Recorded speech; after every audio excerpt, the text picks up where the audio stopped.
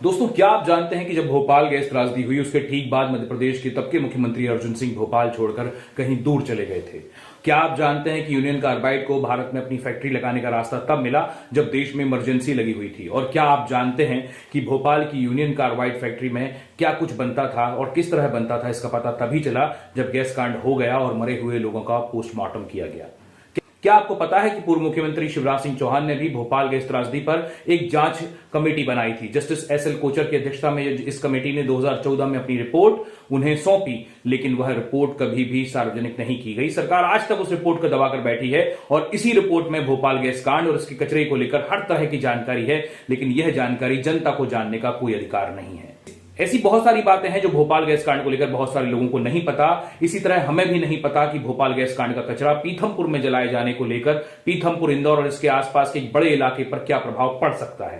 भोपाल में जो कचरा जहरीला था, पीथमपुर में आकर वह जहरीला नहीं है। इन तरह तरह के बयानों और दावों से लोग बुरी तरह कंफ्यूज हो चुके हैं। ऐसे में मैंने कोशिश की है कि यूनियन कार्बाइड के इस कचरे को पीथमपुर में जलाने की कवायद को लेकर वैज्ञानिक, कानूनी और दूसरे पहलुओं को समझा जाए। मैंने इस बारे में डॉक्टर गोपाल कृष्ण से बात की, जो कि सुप्रीम कोर्ट में वकील हैं। उन्होंने देश की प्रतिष्ठित जवाहरलाल नेहरू यूनिवर्सिटी से, जेएनयू से कॉर्पोरेट अपराधों और सरकारी संस्थाओं की जवाबदेही, भोपाल गैस त्रासदी विषय पर अपनी पीएचडी की है। इसके अलावा उन्होंने बर्लिन की हम्बोल्ट यूनिवर्सिटी और Tata institute of social science से अपनी पोस्ट डॉक्टरेट की पढ़ाई भी की है। और सबसे जरूरी ये कि वे toxicswatch.org नाम की एक संस्था भी चलाते हैं। मैंने उनसे पूछा कि भोपाल गैस त्रासदी के इस कचरे को पीथमपुर में जलाए जाने को लेकर क्या फर्क पड़ सकता है, क्या प्रभाव पड़ सकते हैं और क्या यह कचरा वाकई खतरनाक है भी या नहीं। यह बातचीत बड़ी दिलचस्प हुई है। उन्होंने काफी कुछ बताया है जो आपके लिए जानना बेहद जरूरी है। मैंने यह वीडियो आपके जानकारी, आपके ज्ञान कोश को थोड़ा सा और समृद्ध करने के लिए बनाया है। कृपया इसे देखिएगा। अगर आपको अच्छा लगे तो लाइक और शेयर भी जरूर कीजिएगा और मेरे चैनल को सब्सक्राइब जरूर कीजिएगा। तो सबसे बड़ी बात है कि अभी कोई नहीं जानता कि कचरा, इनके अनुसार, कि कचरा जहरीला है या जहरीला नहीं है। आखिरी जो रिपोर्ट्स आई थी वो ये बताती थी कि कचरा जो है खतरनाक है। इनके ट्रकों पर जो चेतावनी लिखी है वो लिखी है अति खतरनाक कचरा, हजार्डस वेस्ट की। जो दस्तावेज जो भी अभी तक जो भी काम हुआ है उसमें भी टॉक्सिक वेस्ट और हजार्डस वेस्ट लिखा हुआ है। फिर जनता को यह कहा जा रहा है कि कचरा जो है वो खतरनाक नहीं है। इन बातों में थोड़ा समझ नहीं आ रहा है। इसके बारे में आप प्लीज बताइए।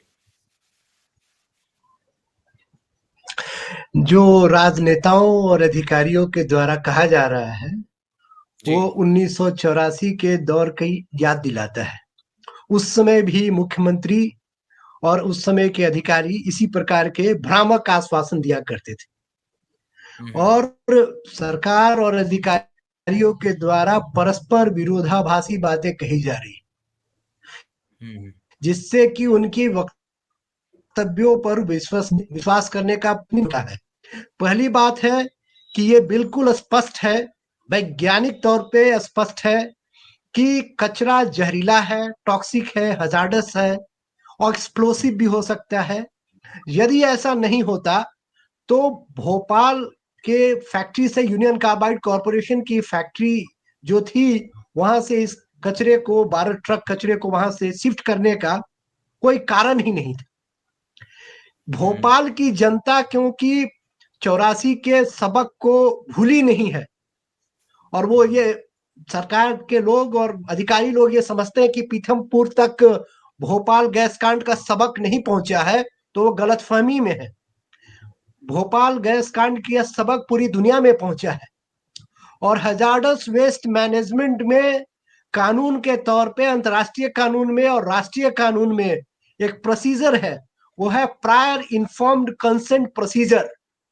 यदि भारत के अंदर किसी देश में इसी प्रकार का कचरा आता है तो जो भेजने वाला देश है उसके ऊपर ये कानूनी बाध्यता है कि इस कचरे का कंपोजिशन, टॉक्सिक मटेरियल क्या क्या है, टॉक्सिक सब्सटेंसेस क्या क्या है, वो और उसके क्या हेल्थ और इन्वायरमेंटल इफेक्ट हो सकते हैं, उसका ब्यौरा देना होता है। जब देश के अंदर एक शहर से दूसरी जगह इसको शिफ्ट किया जा रहा है तो भी prior informed consent procedure adopt करना एक कानूनी बाध्यता है और सरकारी बयानबाजी, कानूनी जो प्रावधान है उससे अपने आप को बचा नहीं सकते हैं। ये पूरा कचरा hazardous waste management handling rules के तहत आता है जो कि एनवायरमेंट प्रोटेक्शन एक्ट के तहत है। हजार्डस है, और आपने बिल्कुल सही कहा कि इसके हर दस्तावेज कह रहे हैं कि ये हजार्डस है। और ये भी बात है कि जो लिस्ट ऑफ टॉक्सिक सब्सटेंसेस इस फैक्ट्री में थे वो टॉक्सिक है, वहां के पुराने एम्प्लॉय बताते रहे। अब यही देखिए, जैसे मैं मेरे पास में, मैं शायद आपको ये अब स्क्रीन पर जरूर लगाऊंगा, लेकिन इसमें फिलहाल लिखा आ रहा है यूनियन कार्बाइड के कचरे निष्पादन संबंध में वस्तु स्थिति। ये मुख्यमंत्री के कार्यालय से, मुख्यमंत्री मोहन यादव के कार्यालय से कल ये जानकारी जो है तमाम अखबारों और सोशल मीडिया के माध्यम से लोगों तक पहुंचाई जा रही है। और इसमें ये लिखा है कि ये कचरा जलाने से, मतलब मुख्यमंत्री के आसपास के जो लोग, मुख्यमंत्री के जो अधिकारी हैं, उनकी रिपोर्ट के आधार पर ये कहा जा रहा है कि 337 टन जो मेट्रिक टन जो कचरा है, ये किसी भी तरह से नुकसानदेह नहीं है। इसको जलाने पर किसी भी नुकसान की जो जो संभावना है वो नगण्य है, शून्य है। ठीक है, ऐसा लगातार कहा जा रहा है। और मतलब कोई दुर्घटना इसमें हो ही नहीं सकती, ये भी कहा जा रहा है। पीथमपुर की जिस रैम की कंपनी में जो ये कचरा जलाया जा गया है, उस रैम की कंपनी के आसपास जो गांव हैं, तारपुरा है, 2-3 गांव और हैं, उन गांवों में मैंने खुद जाके रिपोर्टिंग की है। और उसमें ये दिखाई देता है कि साफ साफ वहां का पानी लाल या काले रंग का तक हो चुका है, लोग पीने के लायक नहीं है वहां का पानी। लेकिन सरकार अपनी रिपोर्ट में ये कह रही है कि नीरी ने जनवरी 2023 में जल स्रोतों की विस्तृत रिपोर्ट प्राप्त की है, जिसके क्रमांक 37-38 में प्री मानसून और पोस्ट मानसून जल स्रोतों का 11 बिंदुओं पर परीक्षण उपलब्ध है, सभी पैरामीटर सामान्य पाए गए। तो यहाँ तो जो एक दफा जो 2012 से 15 तक मेरी जानकारी में जो 7 टेस्ट हुए हैं यूनियन कार्बाइड के कचरे को जलाने के रैमकी में, वो 7 में से शायद 5 टेस्ट जो हैं वो फेल बताए गए। उन 5 टेस्टों में फेल बताया गया। ये आखिरी नोन फैक्ट है इस पूरे मामले में कि वो 5 टेस्ट जो हैं वो फेल हुए। उसके बावजूद अब कहा जा रहा है कि ये जो टेस्ट है, मतलब यहाँ का जो अब जो कचरा है वो बिल्कुल भी उसमें कोई भी जहरीला तत्व नहीं बचा है। और अगर वहां जाता है तो वहां के जमीनी पानी को, तमाम जो वातावरण है उसको दूषित नहीं करेगा, जबकि वो पहले से दूषित है, जो मैं आपको बता चुका हूं। तो इस मामले में क्या कहा जाए, क्या सरकार की रिपोर्ट पर जनता किस तरह से भरोसा करे? नहीं, सबसे पहली बात जो है कि जो मुख्यमंत्री जी और बाकी राज्य सरकार के अधिकारी बोल रहे हैं, वो एक खुली चुनौती स्वीकार करें कि जो justice SL Kochar commission inquiry report है उसका वो तत्काल खुलासा करे। यदि वो खुलासा कर देंगे तो पीतमपुर के निवासियों को, इंदौर के निवासियों को भरोसा हो जाएगा कि सरकार जनता को अंधेरे में नहीं रखना चाहती है। आप बता रहे हैं कि जो justice SL Kochar, Shantilal Kochar commission report सरकार नहीं बनवाई थी, उस पर आप बरसों से बैठे हुए हैं। खुलासा उसी रिपोर्ट में है कि कचरे में क्या है। खुलासा उसी रिपोर्ट में है कि यूनियन कार्बाइड कॉर्पोरेशन ने आज तक नहीं बताया कि उस फैक्ट्री में क्या केमिकल इस्तेमाल किए जा रहे थे। वो तो पोस्टमार्टम रिपोर्ट से पता चला था कि उसमें केमिकल क्या क्या यूज हो रहे थे। पोस्टमार्टम रिपोर्ट एक एग्रीगेशन है, एक एस्पेक्ट कि आप क्या पॉसिबली क्या था, संभव में क्या था। यूनियन कार्बाइड कॉर्पोरेशन से चाहिए सरकार को कि पहले वो बताए कि कंपोजिशन क्या है उसका। जनता को अंधेरे में रख करके ही भोपाल गैस कांड हुआ, और पीतमपुर में भोपाल गैस कांड जैसा कोई दूसरा कांड दोहराया न जाए। और इसके लिए यदि वो सरकार जनता को विश्वास में लेना चाहती है तो वो justice SL Kochar commission report को तत्काल विधानसभा में रखे। कोई वजह नहीं है कि पीतमपुर की जनता सरकार के और अधिकारियों के बातों पर भरोसा करे। जब तक दुनिया का कोई व्यक्ति भरोसा नहीं कर सकता है ऐसी सरकार पर जो जांच रिपोर्ट पर बैठे हुई हो। जांच रिपोर्ट पे वो छुपा के रखने का मतलब है कि सरकार जनता को अंधेरे में रखना चाहती है। पीतमपुर की जनता के साथ छलावा धोखा दिया जा रहा है। आप थोड़ा सा बताइए, एसएल कोचर जो रिपोर्ट है, समिति की जो रिपोर्ट है, उसके बारे में थोड़ा सा बताइए। साल 2010 में शिवराज सिंह चौहान जी की सरकार ने ये कहते हुए justice SL Kochar Union Carbide gas leak investigation commission बनाई थी कि जो पिछली सरकारें थी उन्होंने जो justice NK Singh inquiry commission बनाकर भंग कर दिया था, उससे हम बेहतर काम करेंगे, जांच करेंगे और जांच को हम सार्वजनिक करेंगे, सबके सामने रखेंगे। जब ये रिपोर्ट 2014 में सरकार को दे दी गई, उस समय के मुख्य सचिव को दे दी गई, तो सरकार का कानूनी तौर पे दायित्व उस है, समय मुख्य सचिव एंटनी उनकी डीसा थे। जिम्मेदारी है।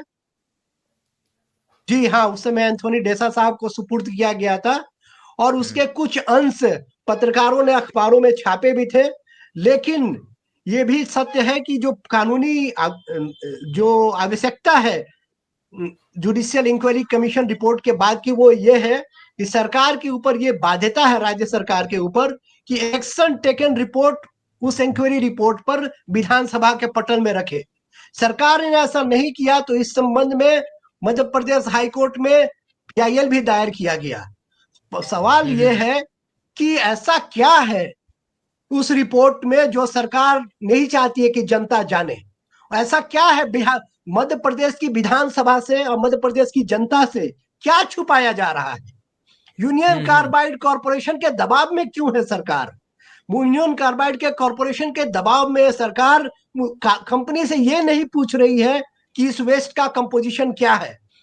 फैक्ट्री में ऑर्थो डाइक्लोरोबेंजीन हुआ करता था, फैक्ट्री में कार्बन टेट्राक्लोराइड हुआ करता था, फैक्ट्री में क्लोरोफॉर्म हुआ करता था, मिथाइल क्लोराइड हुआ करता था, मेथेनॉल हुआ करता था, सेविन हुआ करता था, मरकरी हुआ करता था, अल्फा नेफ्थॉल हुआ करता था। ये सब क्यों थे?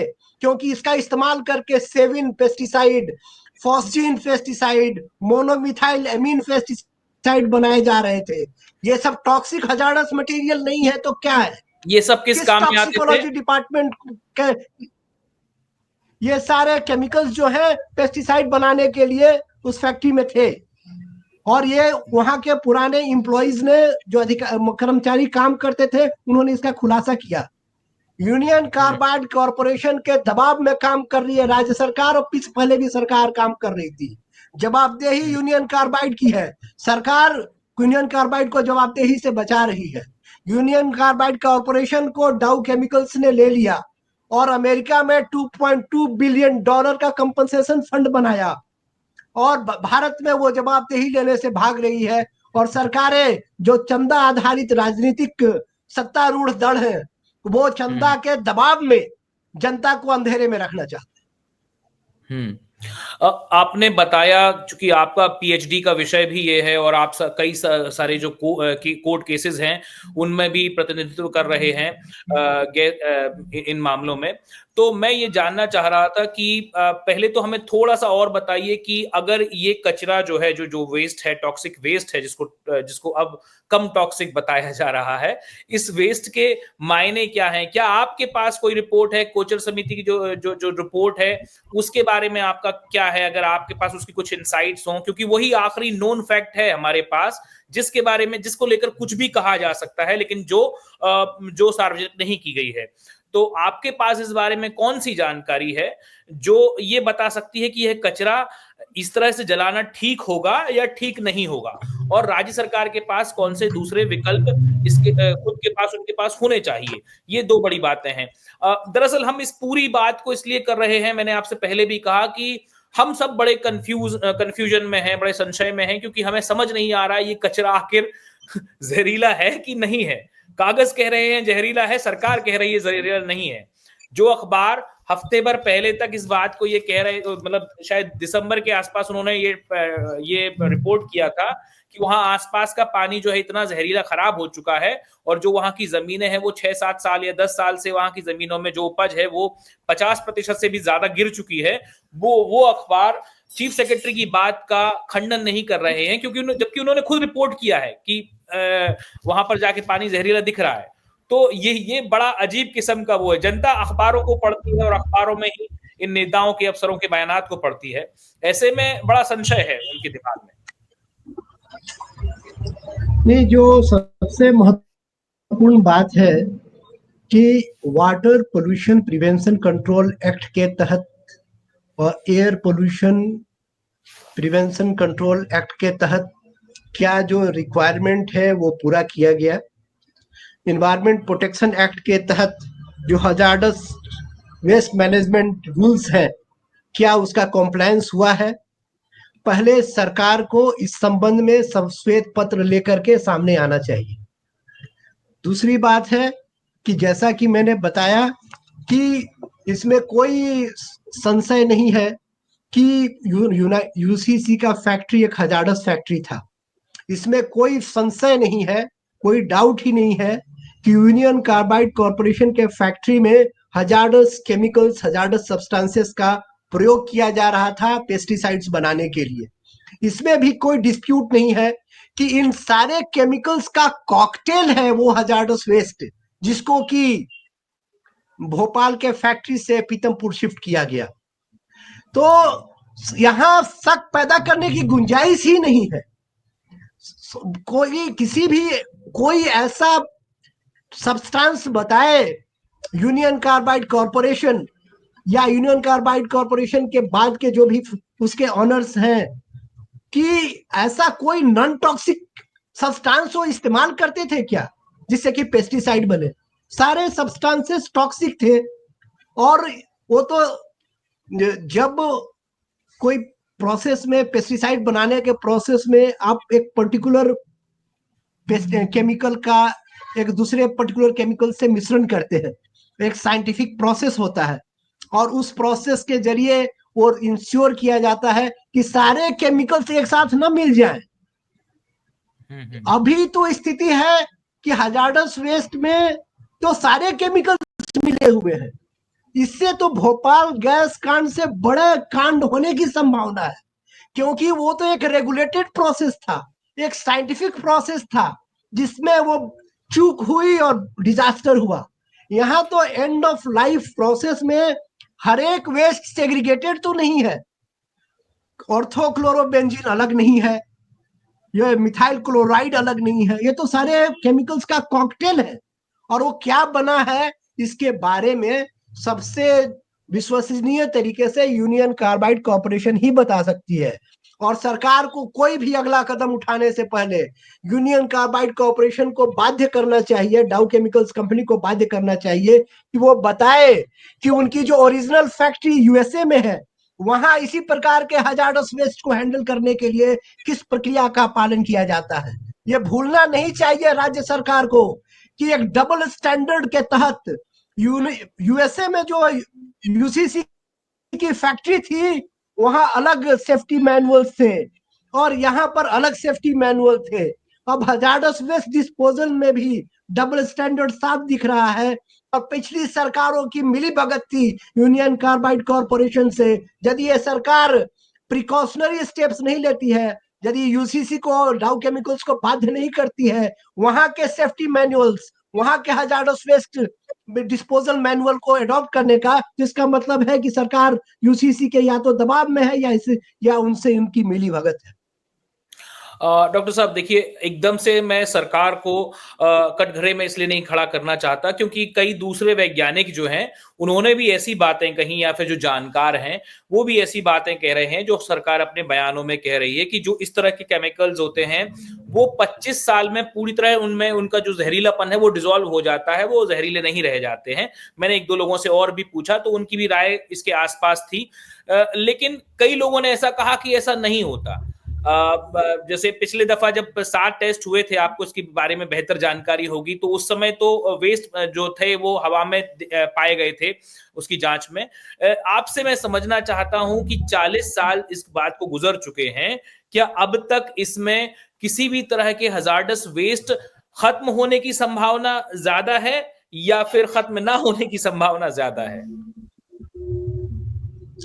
इसमें टॉक्सिसिटी के ज्यादा बढ़ जाने की संभावना है, क्योंकि आमतौर पे जो वेस्ट होता है end of life process, end of process में वो हर एक स्ट्रीम का सबको पता होता है कि किस स्ट्रीम से कौन सा वेस्ट आ रहा है, कहाँ से लिक्विड वेस्ट आ रहा है, कहाँ से सॉलिड वेस्ट आ रहा है।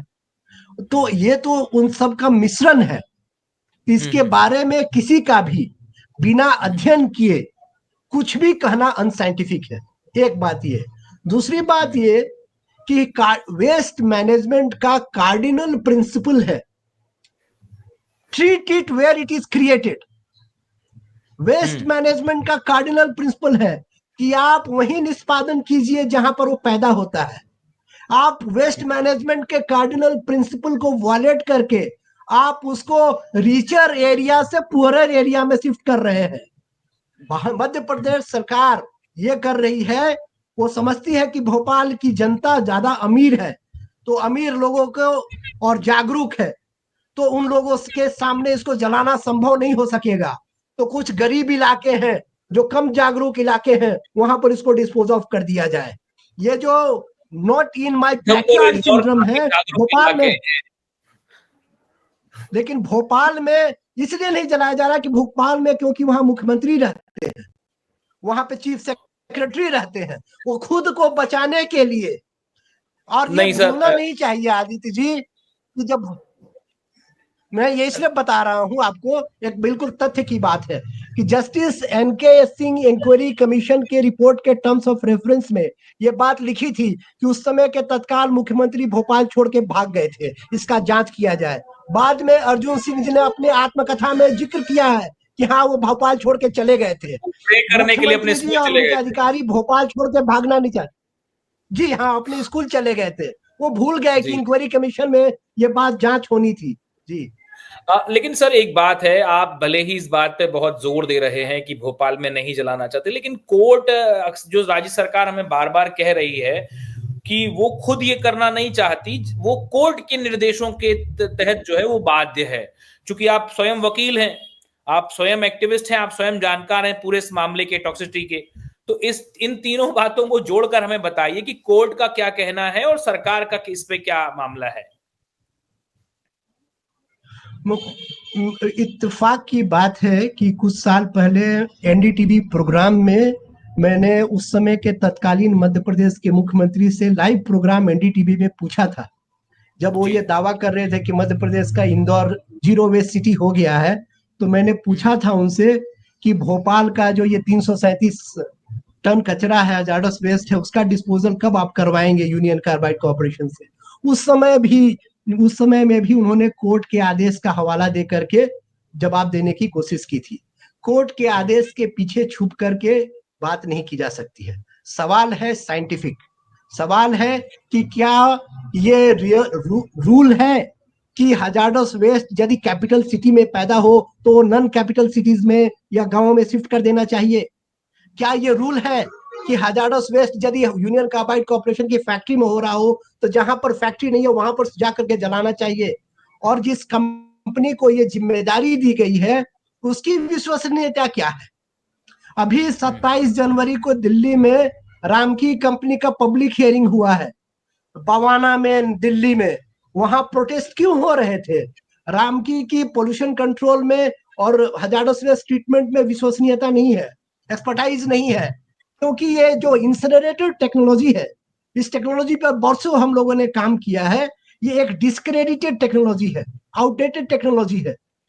इंसिनरेशन टेक्नोलॉजी से पर्सिस्टेंट ऑर्गेनिक पॉल्यूटेंट्स एमिट होते हैं, इसीलिए वो 1200 डिग्री सेल्सियस के टेम्परेचर का हवाला दे रहे हैं। अब उसका भी मैं पोल बताता हूं, आपके सामने पोल खोलता हूं। जब आप किसी भी वेस्ट को जलाएंगे और आप दावा कर रहे हैं कि 12 डिग्री सेंटीग्रेड पे जलाएंगे, 12 डिग्री सेल्सियस पे जलाएंगे, तो जब कचरा जलाने के प्रक्रिया में सबसे पहले जैसे ही उसको ऑन किया जाएगा वो तत्काल प्रभाव से 12 डिग्री सेल्सियस का नहीं होगा, वो 12 डिग्री सेल्सियस पर पहुंचेगा।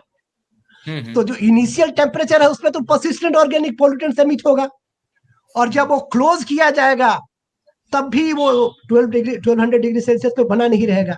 तो डाइऑक्सिन जैसे पर्सिस्टेंट ऑर्गेनिक पॉल्यूटेंट्स, जिसका कि यूएसए ने वियतनाम के खिलाफ वार केमिकल के रूप में यूज किया था एजेंट ऑरेंज के नाम से, वैसे एमिशंस होंगे। भारत सरकार स्टॉकहोम यूएन की ट्रीटी है, भारत जो देश हम लोग का है वो उस ट्रीटी का वो पार्टी है, उसका उसने रेटिफाई किया है। ट्रीटी का नाम है Stockholm Convention on persistent organic pollutants, जो persistent organic pollutants like dioxin से डील करता है।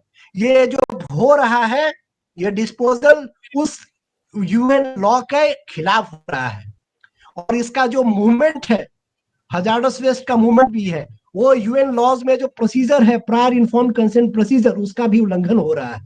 जो सुप्रीम कोर्ट के आदेश हैं वो जनहित के खिलाफ नहीं हो सकते हैं, वो जन स्वास्थ्य के खिलाफ नहीं हो सकते हैं, वो भोपाल गैस कांड के सबक के खिलाफ नहीं हो सकते हैं। यदि कोर्ट ने ऐसा आदेश दिया है तो उनको मिसलीड किया गया होगा, उनको बताया गया होगा कि स्टेट ऑफ आर्ट टेक्नोलॉजी आ रही है। सच्चाई है कि इंसिनरेटर एक फर्नेस टेक्नोलॉजी है। फर्नेस में जैसे तंदूर में रोटी सेक जलाया जाता है, वही जी कोई हाँ, स्टेट ऑफ आर्ट टेक्नोलॉजी नहीं है, it's just a furnace technology. जी शायद इसी वजह से दूसरे मतलब इंसिनरेटर जो हैं देश में, मुझे किसी ने बताया कि ऐसे शायद 20-22 दूसरे इंसिनरेटर हैं जहां इस कचरे को जलाने से मना कर दिया। गुजरात सरकार ने 2009 में मना कर दिया, उस समय नरेंद्र मोदी वहां के मुख्यमंत्री हुआ करते थे। इसके अलावा महाराष्ट्र और तमिलनाडु ने भी शायद इसके बारे में मना किया था। शायद यही वजह रही होगी कि उन्होंने इसको मना कर दिया। गुजरात के मुख्यमंत्री गुजरात के निवासियों के स्वास्थ्य को लेकर के संवेदनशील थे, इसलिए उन्होंने भोपाल के कचरे को गुजरात में ले जाने से मना किया। मध्य प्रदेश के मुख्यमंत्री को भी संवेदनशील होना चाहिए और भोपाल की जनता को भी बचाना चाहिए, पीतमपुर की जनता को भी बचाना चाहिए, और एक हाई पावर्ड एक्सपर्ट ग्रुप बना करके चाहे इंटरनेशनल मदद ले, यूएन की मदद ले, और उस टॉक्सिक वेस्ट का एक साइंटिफिक स्टडी करवाए और उसका साइंटिफिक डिस्पोजल हो, और लोकेशन शिफ्ट करने से, not in my backyard, not in Bhopal but elsewhere, toxic चीजें नॉन टॉक्सिक नहीं हो जाती है लोकेशन बदल देने से। ओके। तो इसके इसके बावजूद फिर जो जो कोर्ट का आदेश है उसको सबसे बड़ा बाध्यकारी माना जा रहा है, इसको जलाने को ही लेकर सरकार ने फिलहाल ये कहा है कि हम फिलहाल इसे रोक रहे हैं कोर्ट के आदेश तक। अब 6 तारीख को जो है कल जो है वो दोबारा सुनवाई है सोमवार को इस बारे में, और ऐसा माना जा रहा है कि सभी लोग इसमें लगे हुए हैं। इंदौर के भी कई सारे लोगों ने याचिकाएं दायर कर रखी हैं, और राज्य सरकार खुद भी अपना पक्ष जो है वो पेश करेगी। लेकिन जो 12 कंटेनर हैं वो भोपाल से पीथमपुर पहुंच चुके हैं और वहां जमा हो चुके हैं, रखे हुए हैं, खोले नहीं गए हैं अब तक, तो वहां रखे हुए हैं।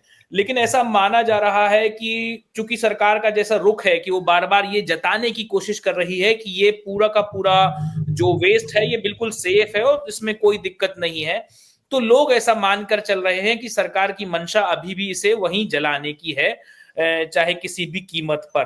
तो अब क्या किसी के भी पास इसको कोई रोकने के उपाय हैं? क्योंकि जैसा आपने कहा कि मतलब कई सारी कमेटियों ने इसे गलत बताया कि जो वेस्ट बहुत ज्यादा है और टॉक्सिक वेस्ट बहुत ज्यादा है, इसे बहुत गलत बताया। तो क्या उपाय हैं इसको रोके जाने की, इस पूरे कवायद को? इंटरनेशनली भी ऐसा बहुत बार हुआ है, बहुत बार एक देश का कचरा दूसरे एक देश में भेजा जाता था तो उसको वहां के देश के लोगों ने रोका। तो यदि जागरूकता है नागरिकों में, पर्यावरण और स्वास्थ्य को लेकर संवेदनशीलता है, तो वो इस प्रकार का कचरा अपने यहाँ जलने नहीं देगी। और भोपाल का जो लोकेशन है जहां पर वो फैक्ट्री साइट था, उस पे जो जवाबदेही थी, उस जवाबदेही से कंपनियों को बचाने का प्रयास न किया जाए, उनके ऊपर ही ये जवाबदेही डाली जाए कि आपकी ये लायबिलिटी है कि आप इसका डिस्पोजल साइंटिफिक तरीके से करवाइए। और एक ये भी महत्वपूर्ण बात है कि इस प्रकार की बातें जब कही जाती है कि भोपाल में जो कचरा टॉक्सिक था वो पीतमपुर में आके नॉन टॉक्सिक हो गया, तो इस पर आप ये हास्यास्पद है। और कुछ संपादकों ने अखबारों में लिखा भी है, वो सचमुच में हास्यास्पद है। मैं उन संपादकों से सहमत हूँ तो ये कह रहे हैं कि वहां का मिट्टी तक आप भोपाल का उठा करके पीतमपुर लाए, यदि वो टॉक्सिक नहीं था तो वहीं पर डिस्पोज ऑफ कर देते। तो ये जो डबल स्टैंडर्ड है कि भोपाल रेसिडेंट्स को सेफ रखेंगे और पीतमपुर रेसिडेंट्स को इंडेंजर कर देंगे, ये मुख्यमंत्री को और अधिकारियों को शोभा नहीं देता है। ये अलोकतांत्रिक है और ये भेदभावपूर्ण है। अब मैं आपसे साइंटिफिक भी नहीं है। जी जी, अब मैं आपसे दो बहुत छोटी छोटी बातें जो है वो जानना चाहूंगा। छोटी बात थोड़ी सी बड़ी है कि जस्टर जो कोचर समिति जो रिपोर्ट थी कमेटी की, उसमें लिखा क्या था, जो आखिरी नोन फैक्ट होना चाहिए हमारे पास, जो फैक्ट है उसमें क्या लिखा हुआ था जिससे हमें सावधान रहना चाहिए? या इस कचरे के बारे में कोई भी राय बनानी चाहिए? जो यूनियन कार्बाइड कॉरपोरेशन ने फैक्ट्री के लिए लाइसेंस के लिए अप्लाई किया था भारत सरकार के पास 1970 में, तो भारत सरकार ने लाइसेंस देने से मना कर दिया था, क्योंकि बहुत सारे देशों ने इसको लाइसेंस नहीं दिया था। और उस समय की जो मिनिस्ट्री ऑफ इंडस्ट्रियल डेवलपमेंट हुआ करती थी, उसने 5 साल तक उसको रोके रखा, उनको लाइसेंस नहीं दिया। लेकिन अक्टूबर 1975 में इस कंपनी को भोपाल में ये हजार्डस फैक्ट्री बनाने का परमिशन मिल गया। और आपको पता होगा कि अक्टूबर 1975 आपातकाल का दौर था, तो आपातकालीन शक्तियों को इस्तेमाल करके भोपाल की जनता को वल्नरेबल बनाया गया। वो डिजास्टर, यदि आपातकाल नहीं होता तो वहां फैक्ट्री नहीं बनती, ऐसा ही हजार्डस फैक्ट्री।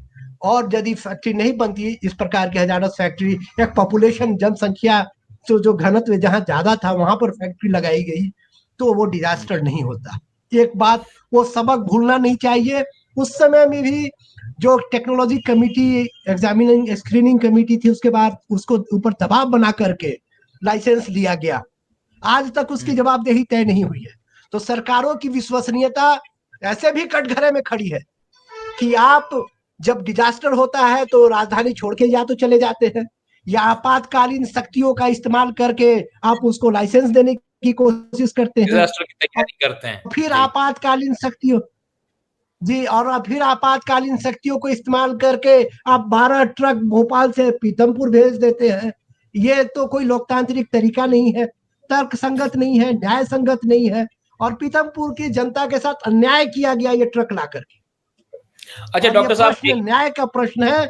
यदि जी वकील साहब, मैं आपसे एक और बात करना चाहूंगा। बात जो है वो मैं आपको एक टिप्पणी के तौर पर बनाना चाहूंगा, एक पेपर में से कुछ जानकारी पढ़ के आपको इसके बारे में जो भी आपको लगे आप बता दीजिएगा। कल भाजपा के कई सारे नेताओं की, बड़े नेताओं की, इनमें मंत्री भी शामिल थे, उनकी इंदौर में एक बैठक हुई कचरे से कैंसर की बात पर। तो इसमें लिखा हुआ है कि भाजपा प्रदेश अध्यक्ष वीडी शर्मा व प्रदेश संगठन महामंत्री हितानंद शर्मा ने शनिवार को इंदौर में लोगों से कहा, मतलब इंदौर पहुंचे और प्रदेश अध्यक्ष शर्मा ने कहा कि जो डॉक्टर कचरे से कैंसर की बात कर रहे हैं उन पर प्रशासन को कार्रवाई करनी चाहिए। कांग्रेस के जो नेता जनता को भड़का रहे हैं उन पर भी कानूनी कार्रवाई करनी चाहिए। मंत्री कैलाश विजय वर्गीय ने तो यहां तक कह दिया कि ऐसे नेताओं के नाम कोर्ट को भेजे जाने चाहिए। ये बड़ा खतरनाक मामला हो गया है कि सरकार अब जो उसके खिलाफ बात करेगा, अब अगर जहर को जहर कह देंगे तो भी आपके ऊपर कार्रवाई हो सकती है। तो एक एक्सपर्ट के नाते, टॉक्सिक वेस्ट एक्सपर्ट के नाते और एक वकील के नाते आप जनता को, इन बेचारे डॉक्टरों को, इन बेचारे कांग्रेसियों को और बहुत सारे बेचारे पत्रकारों को क्या राय देंगे?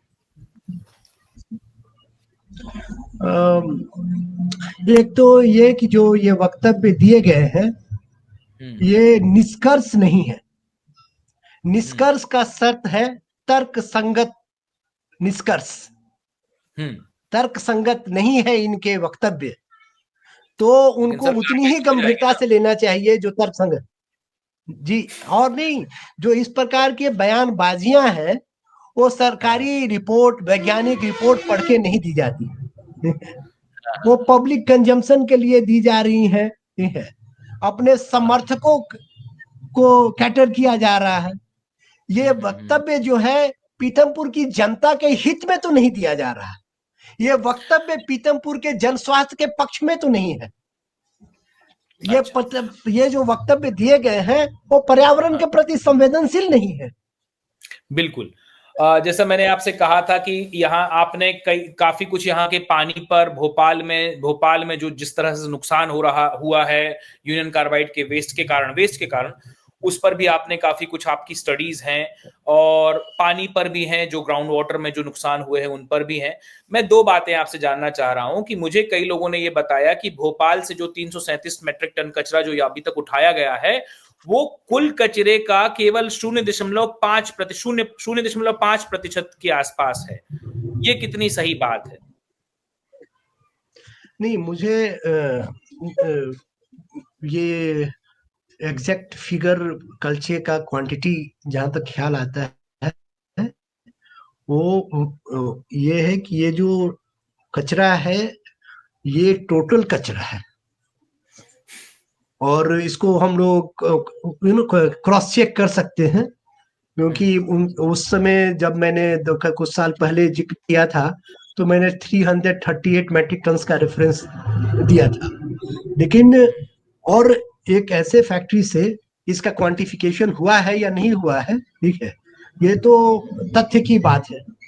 तो मुझे लगता है ये 12 जो ट्रक कचरा है ये total hazardous waste of the factory है, जो कि पीतमपुर शिफ्ट किया गया है। और मुझे लगता है कि जनता यदि जागरूक रही, और इसी पीढ़ी के लिए नहीं अगली पीढ़ी के लिए भी यदि उनकी जागरूकता बनी रही, तो ये जो 12 ट्रक है इसे वापस भोपाल के फैक्ट्री में जाना चाहिए। यही न्याय संगत भी होगा, और वहां वैज्ञानिक तौर पे अध्ययन करके उसका डिस्पोजल होना चाहिए, और प्रिकॉशनरी प्रिंसिपल एडॉप्ट करके। अच्छा, दूसरी बात ये बता दीजिए, बहुत अब इसको हम विराम देंगे इस चर्चा को, लेकिन हमें ये जानना अभी भी जरूरी है कि क्या इस कचरे को जलाने के बाद आपके अध्ययन के अनुसार क्या कुछ नुकसान हो सकते हैं लोगों को, इंदौर के लोगों को, पीथमपुर के लोगों को, इसके आसपास के गांव शहर जो जो कस्बे हैं उनके लोगों को, महू के लोगों को कौन कौन से नुकसान हो सकते हैं? हजार्डस वेस्ट के इंसिनरेशन से पर्सिस्टेंट ऑर्गेनिक पॉल्यूटेंट्स और हैवी मेटल्स एमिट होते हैं, और इन केमिकल्स का इंटरजेनरेशनल इम्पैक्ट होता है, वो इसी पीढ़ी तक सीमित नहीं रहेंगे। आपको पता है कि भोपाल में जो गैस लीक हुआ वो भी एक पीढ़ी तक उसका दुष्प्रभाव सीमित नहीं रहा। हजार्डस वेस्ट को लेकर के जो इंटरनेशनल लॉ है उसमें भी ये इंसिनरेशन टेक्नोलॉजी का जिक्र है, और जब दुनिया भर में लोग इंसिनरेशन टेक्नोलॉजी से नॉन इंसिनरेशन टेक्नोलॉजीज की तरफ मूव कर रहे हैं। इसका treatment in fact Indian institute of science के साइंटिस्ट को बुलाना चाहिए और उनका अध्ययन करवाना चाहिए। क्या बायो रिमेडिएशन पॉसिबल है, या और एवेन्यूज हैं और तरीके हैं जिनसे इसको ट्रीट किया जा सकता है। ये जो बिल्कुल प्रिमिटिव टेक्नोलॉजी है कि जला के राख कर देने से सबूत नहीं मिटते हैं, वो इनविजिबल हो जाते हैं, वो वायुमंडल में हो जाते हैं। आप समझते हैं दफना देने और जला देने से सबूत मिट जाएंगे, ठीक है, ऐसे सबूत नहीं मिटा करते। लेकिन क्या कोई आपकी स्टडी है इस बारे में कि इस तरह के जो बार बार कहा जा रहा है कि इससे कैंसरस ये हो जाएगा या दूसरी चीजें हो जाएंगी, इस बारे में आपका कोई कुछ मानना है, कोई आपकी जानकारी है जो तथ्यात्मक?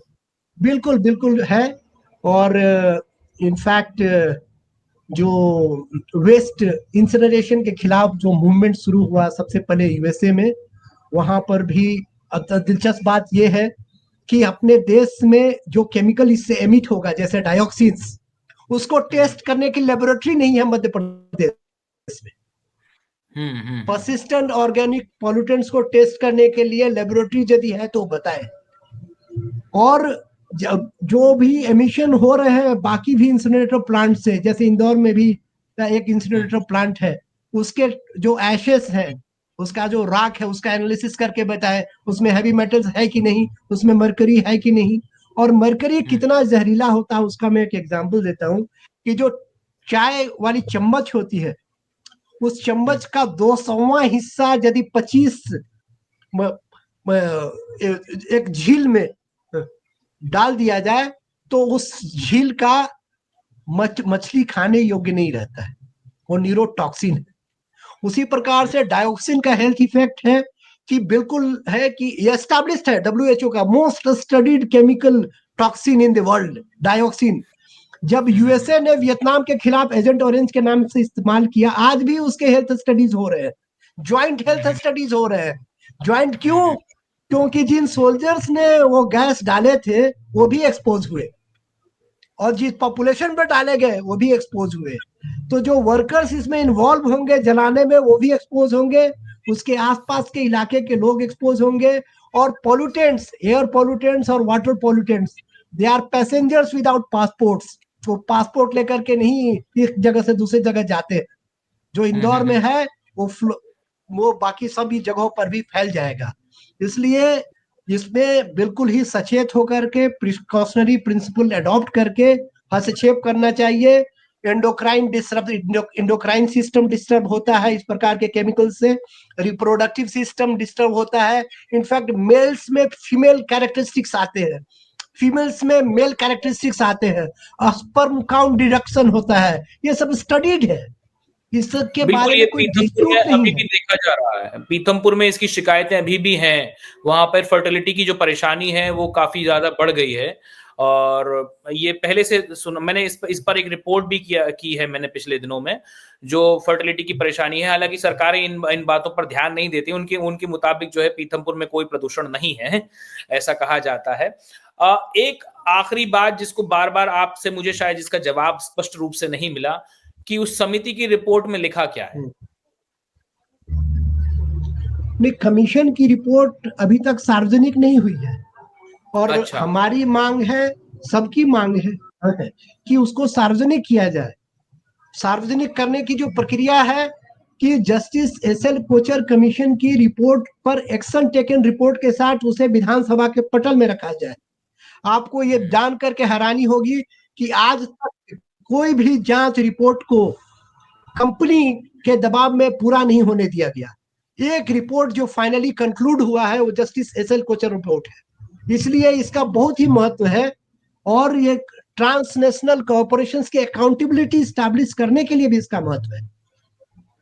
ओके, तो ये रिपोर्ट सबको, आप कह रहे हैं कि ये रिपोर्ट सरकार को पहले पब्लिक करनी चाहिए, और इस रिपोर्ट के आधार पर इसमें जो भी होगा, अब ये तो सरकार को फिलहाल पता है या नहीं पता है, नए नेताओं ने उसको स्टडी किया है या नहीं किया है, लेकिन इस रिपोर्ट के आधार पर ही इसका अगला फैसला लेना चाहिए, आप ये कह रहे हैं? बिल्कुल, मेरा ये कहना है कि पीथमपुर के मामले में सरकार की विश्वसनीयता बढ़ेगी, उसके वक्तव्यों की विश्वसनीयता बढ़ेगी, यदि वो ये राजनीतिक इच्छा शक्ति और साहस दिखा पाए कि एसएल कोचर कमीशन रिपोर्ट को वो विधानसभा के पटल पे रखे एक्शन टेकन रिपोर्ट के साथ।